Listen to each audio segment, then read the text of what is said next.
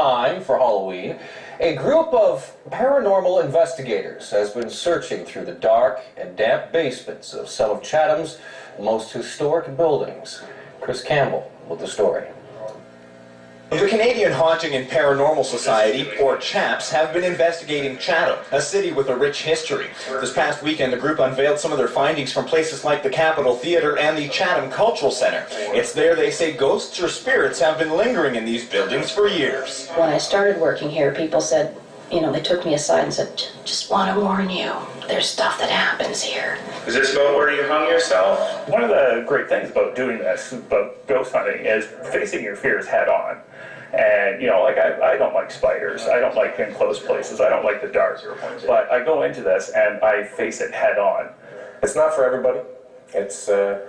I'll say it's not what you see on TV. Kevin Davidson from St. Thomas says it takes time, patience, and a lot of passion to do what they do.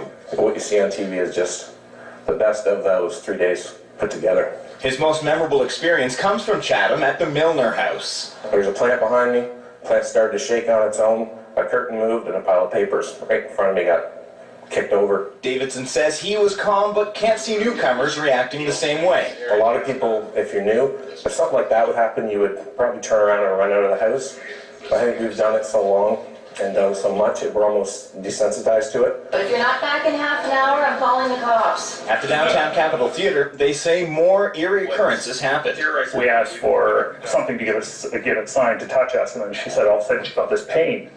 And she got this red mark, like a scratch, like somebody had scratched her neck. But I'm not about to determine whether or not spirits or apparitions are real, but there is a real-life mummy laying here in the museum. On this location used to be a school, a hotel, springs, and now it's a theater and a museum. If there is a place in Chatham that would have spirits or paranormal activity, this is the place. That whole neighborhood is the original Chatham, and there's lots of ghosts and spirits all through that neighborhood. Mike Ondrovic's nerves have been tested at the Cultural Center before. The hairs on the back of your neck went up, and there was just no explanation, and we quickly left. People have heard toilets flushing when there's no one there. They've heard the sound of marbles dropping downstairs. Things have gone missing in offices and then shown up the next day. I think it'll finally give some solid proof that there are spirits walking among us. The members of CHAPS say they've never encountered violent apparitions, but they're up for the challenge.